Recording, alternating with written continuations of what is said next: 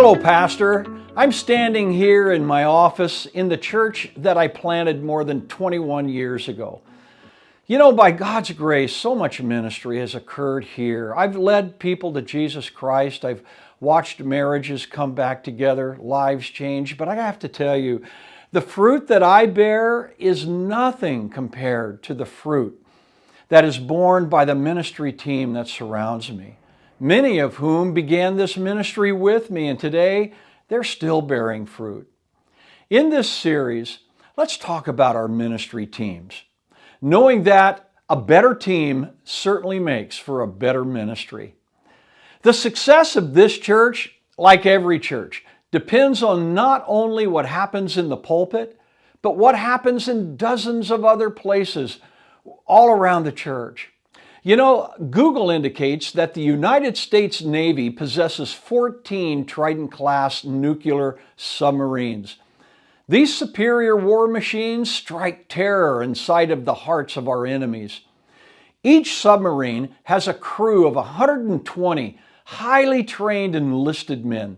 They're supervised by 14 officers who answer to 4 commanders, and each commander answers to 1 admiral.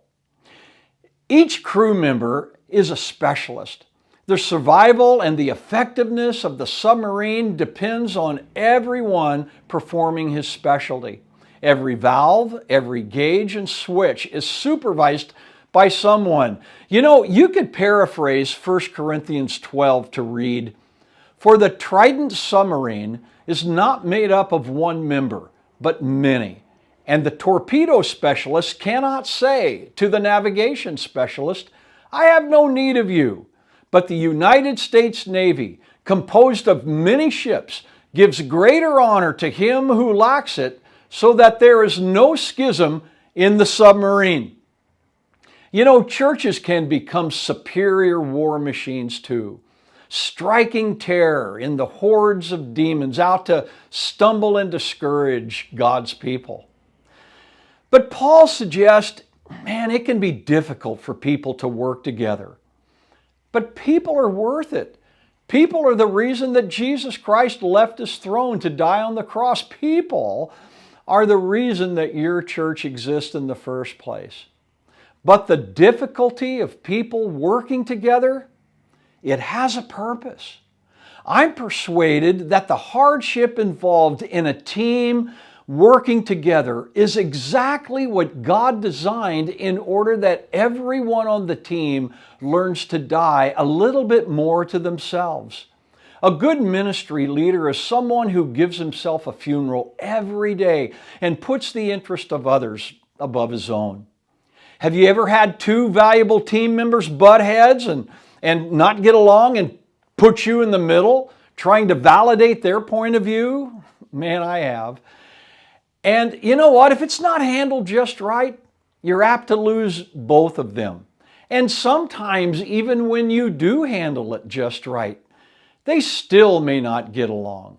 And that's because you cannot crucify the flesh for them. They have to do that themselves. But a team that learns to work together, like the crew of a Trident, when everyone mans their position, no challenger on earth can defeat them. As a ministry, you can do exceedingly abundantly above all that you can ask or even think. And how? Through the power of the Holy Spirit that is at work in you and your team.